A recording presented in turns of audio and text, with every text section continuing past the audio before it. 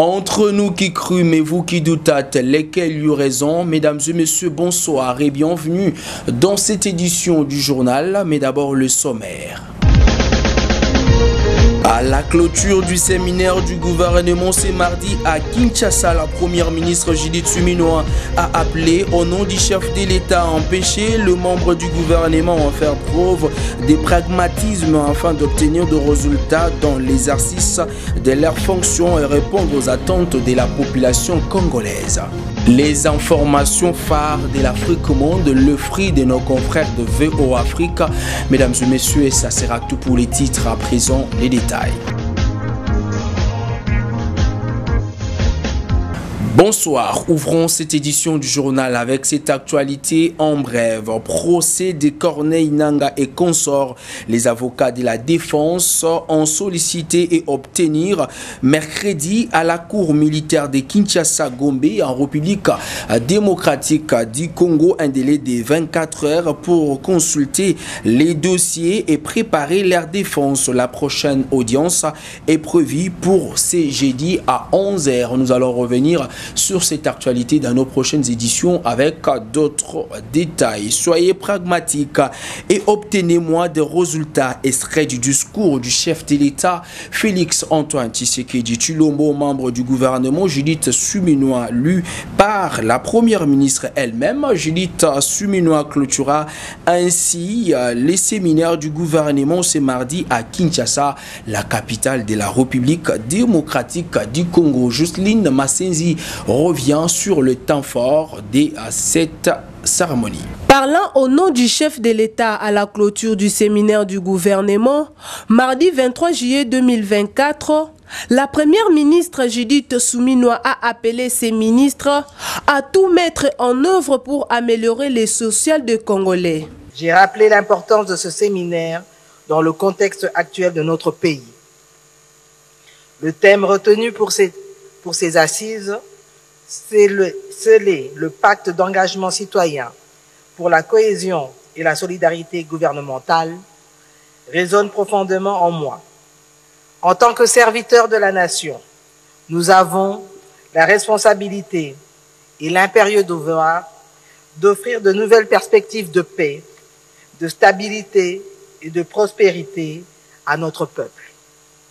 Cela ne peut se faire qu'en travaillant ensemble, main dans la main, avec une motivation sincère envers nos concitoyens. Aujourd'hui, après ces jours de réflexion intense et d'échanges fructueux, où vous avez pris le temps d'examiner en profondeur les défis qui nous attendent et d'affiner votre compréhension des engagements que j'ai pris envers nos concitoyens, il est temps de tirer les premiers enseignements et de vous préparer à mettre en œuvre le programme d'action du gouvernement avec le dévouement, la rigueur et le sérieux requis. L'intérêt que vous avez accordé dans vos échanges à la problématique de la sécurité et de la sauvegarde de l'intégrité territoriale de notre pays, ainsi que les diverses recommandations que vous avez présentées à cet effet, feront l'objet d'une attention minutieuse de ma part.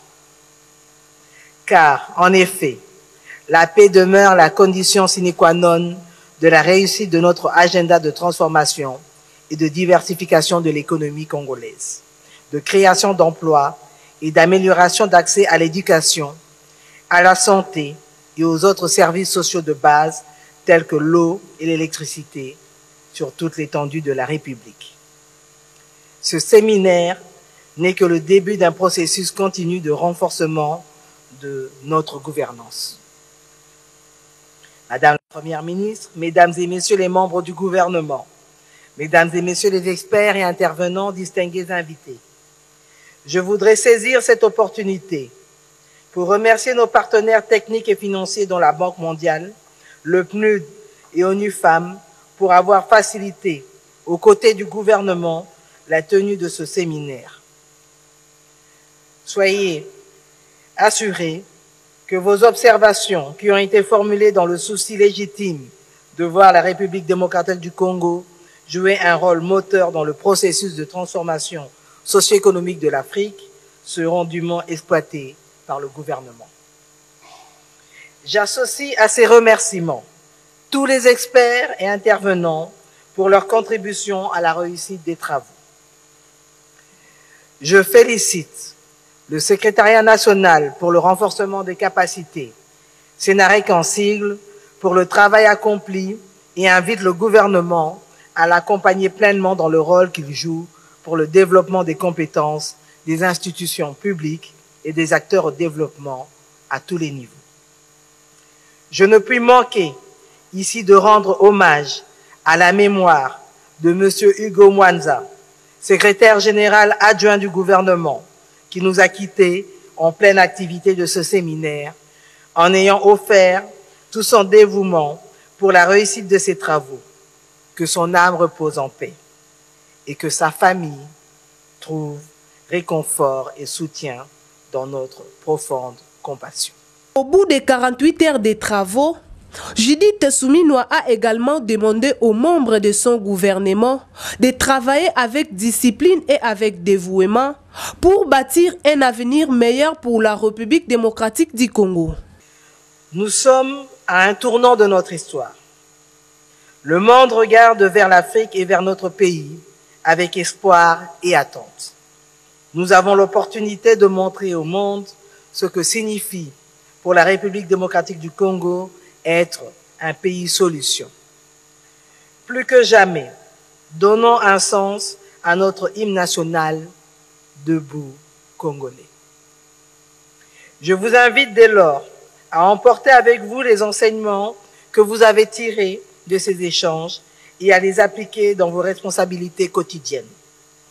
Le pacte d'engagement citoyen que nous scellons aujourd'hui est celui de mettre en œuvre des politiques qui améliorent la vie de chaque Congolaise et de chaque Congolais, sans exception.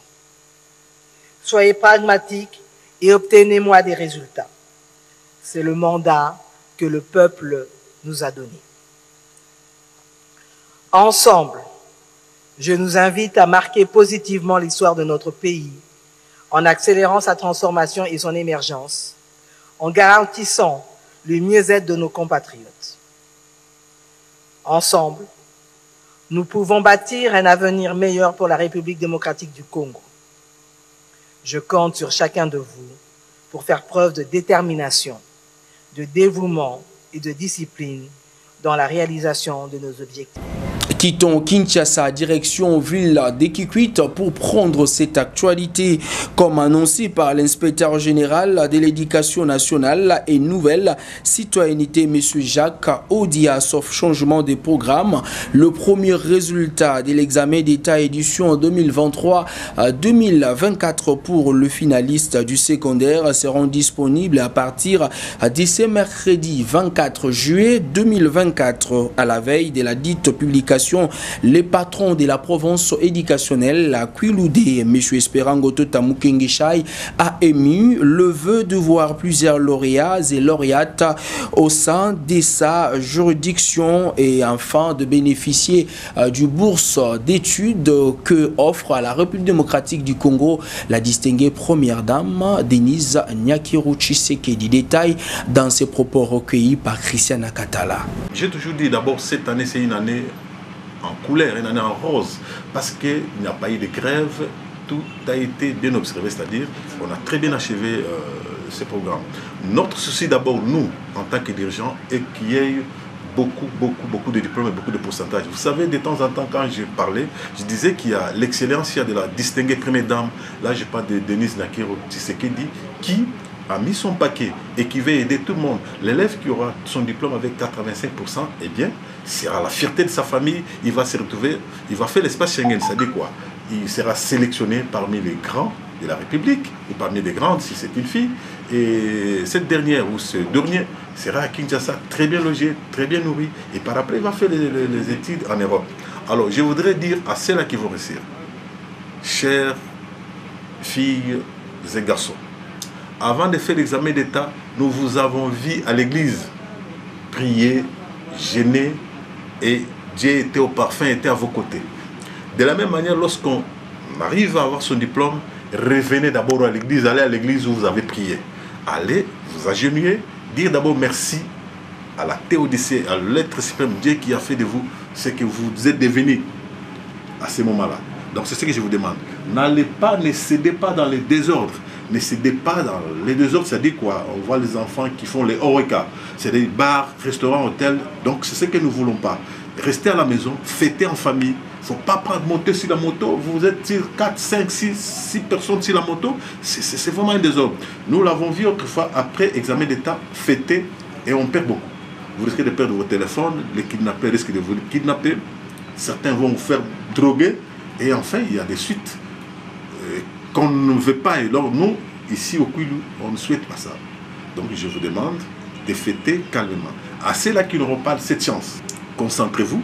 Peut-être que vous avez échoué, mais vous allez réussir avec 80%, pourquoi pas 90%. Autre chose dans cette édition du journal, le gouvernement de la République démocratique du Congo, à travers le ministre de la Justice, ne s'attaque pas du tout aux homosexuels, mais veut plutôt sauver la population des actes inhumains qui sont également publiés à travers le plateforme numérique, plus particulièrement les réseaux sociaux, détruisant ainsi l'éducation de la jeunesse. La lumière faite par Maître Constant Moutamba, ministre congolais en charge de la défense et garde des Sceaux, lors de son passage mardi au briefing presse initié par le ministre congolais en charge des médias, mais aussi de la communication et aussi porte-parole du gouvernement, Judith Suminwa. L'extrait dans cet élément avec Maître Constant Moutamba.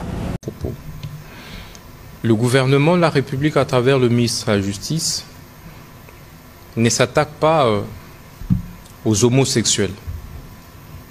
Je l'ai dit. Nous voulons assainir les mœurs. Nous voulons moraliser la vie publique. Je pense que cela nous concerne, nous, aujourd'hui, et même les générations futures. Ce que nous réprimons, c'est l'apologie de la dépravation des mœurs, des antivaleurs à caractère sexuel en général. Indistinctement. Ça n'est pas que les homosexuels, même les hétérosexuels.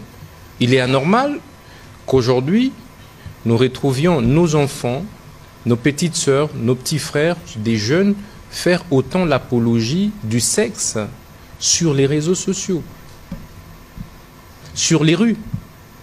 Nous disons que si vous voulez recourir à des pratiques de cette nature qui dépravent les mœurs dans la société, ben, il faut le faire dans vos maisons. Et sur cette question, les lois de la République sont claires. Il y a des infractions liées aux outrages aux bonnes mœurs. C'est le code pénal qui le dit. Donc nous ne sommes pas ici en train de parler de l'homosexualité ou quoi, non, pas du tout. Donc aucun homosexuel ou hétérosexuel ne sera arrêté sur la place publique simplement parce qu'il est.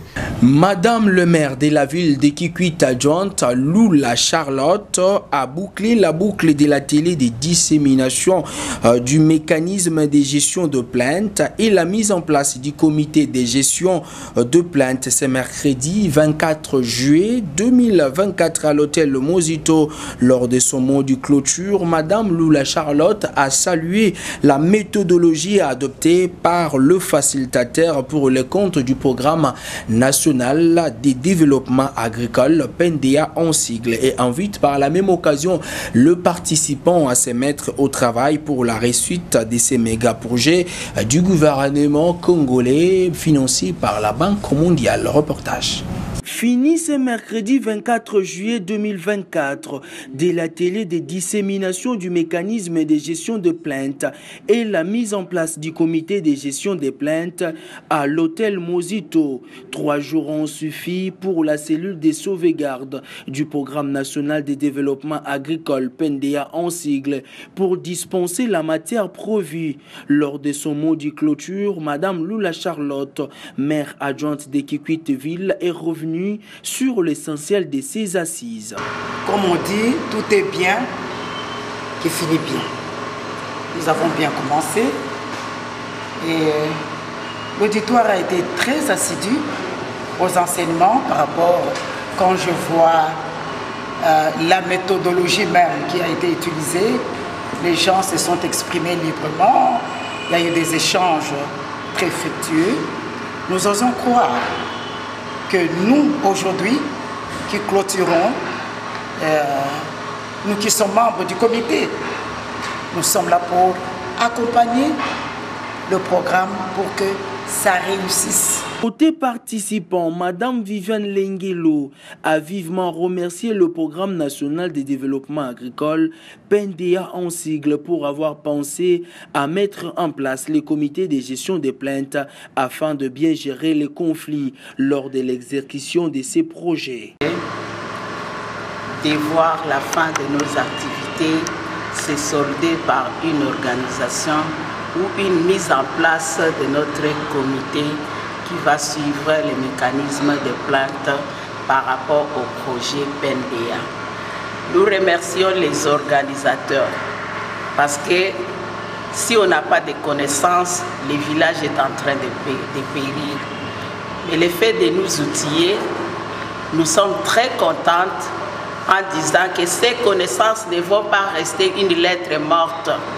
Mais nous vous rassurons que nous allons l'utiliser et que nous vous rassurons aussi qu'en tant que participants, nous allons tout mettre en œuvre pour que les conflits ou les plaintes ne puissent pas bloquer l'avancement de notre projet. Signalons cependant que le PNDA a pour objectif principal d'améliorer la productivité agricole et faciliter l'accès au marché à travers l'amélioration des routes des dessertes agricoles. Ça fait débat à travers la toile. Après avoir effectué un voyage en Ouganda pour négocier avec le M23, Jean Bosco Bahala, coordonnateur du programme national des désarmements, relèvement communautaire et stabilisation, a été revoqué de ses fonctions par le chef de l'État de la République démocratique du Congo, Félix Antoine Tshisekedi Tshilombo. Lors du briefing presse de ce mardi, le porte-parole du gouvernement, Judith Suminwa Patrick Muyaya, est revenu sur la problématique tout en précisant qu'aucune personne peut négocier au nom du gouvernement congolais avec le Rwanda ou encore les M23 qui agressent la République démocratique du Congo dans sa partie est, hormis le processus de Luanda. Détail avec Patrick Muyaya dans cet élément. Alors, sur votre première question, les choses doivent être bien claires. Je pense que vous avez perçu, comme nous, l'agitation qui s'observe dans les groupes des terroristes. Une agitation et un empressement à penser pouvoir qui peuvent avoir l'occasion de se retrouver avec le gouvernement autour d'une table pour discuter de quoi que ce soit. Nous l'avons dit et redit ici, il est hors des questions d'envisager une quelconque forme de dialogue ou des négociations avec les terroristes que je m'abstiens de citer. Le cadre où les discussions peuvent se faire, c'est à Luanda. Avec le Rwanda, c'est le cadre qui a été choisi parce que vous avez suivi à la lumière de ce qui a été dit dans le rapport d'experts des Nations Unies que les terroristes, etc. n'existent pas ou ce ne sont que du supplétif. Donc il est hors des questions d'envisager, et ça c'est la position traditionnelle. Deuxièmement, même si alors, par l'absurde, nous disions que nous devions discuter avec eux, pensez-vous que c'est les coordonnateurs du PDD-RCS que le gouvernement aurait mandaté? J'ai cru lire, parce qu'il y a eu encore une fois beaucoup de manipulations sur les sujets, en disant qu'il y a une délégation de haut niveau du gouvernement. De quel haut niveau parlons-nous là? Et vous avez suivi la réaction de lui-même, l'abbé Bahala, qui a dit qu'il n'était pas là-bas pour la mission ou pour ce qui lui a été attribué. Quoi qu'il en soit, il y a eu ambiguïté dans notre opinion. Et dans le tweet que je fais hier, c'était pour casser toute forme alors toute forme de manipulation, croyant que le gouvernement avait dépêché quelqu'un pour prendre langue avec les autres.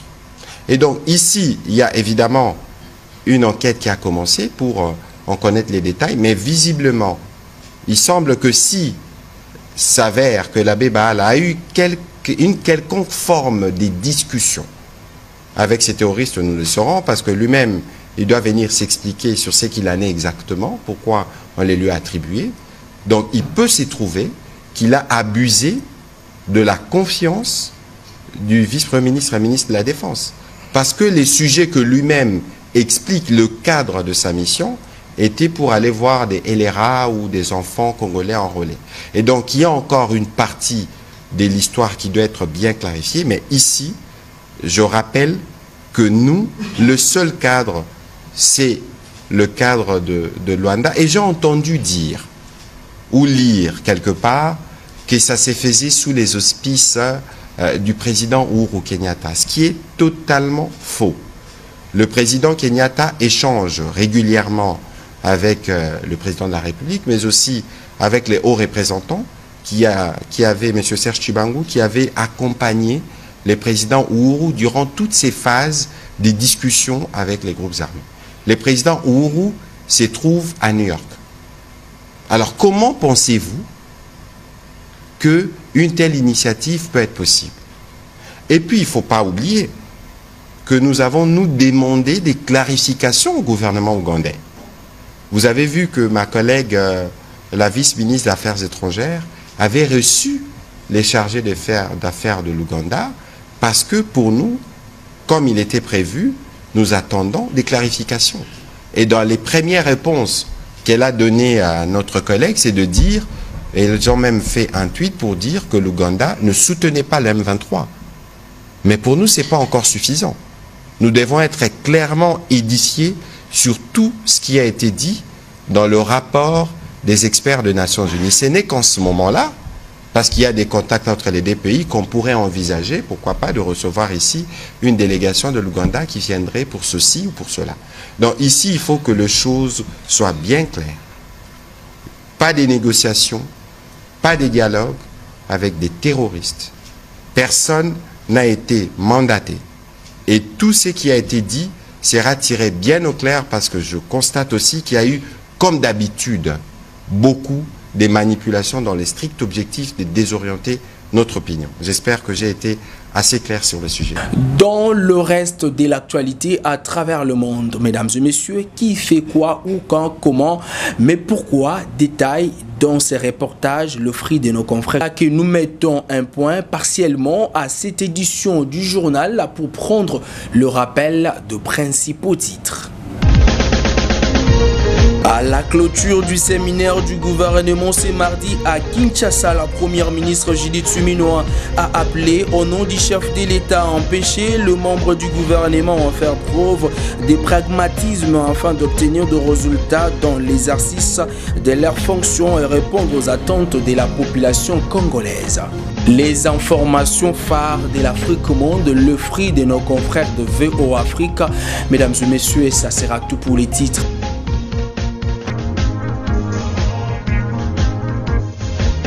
C'est par là que nous mettons un point final à cette édition du journal réalisée par Brice Sabouka avec le concours rédactionnel de Christian Nakatala et Jocelyne Massenzi, la coordination des Gloires Munungi Moutala, la présentation de votre humble serviteur Bob Luboma. Mesdames et messieurs, merci de l'avoir suivi. Le juge, c'est Dieu.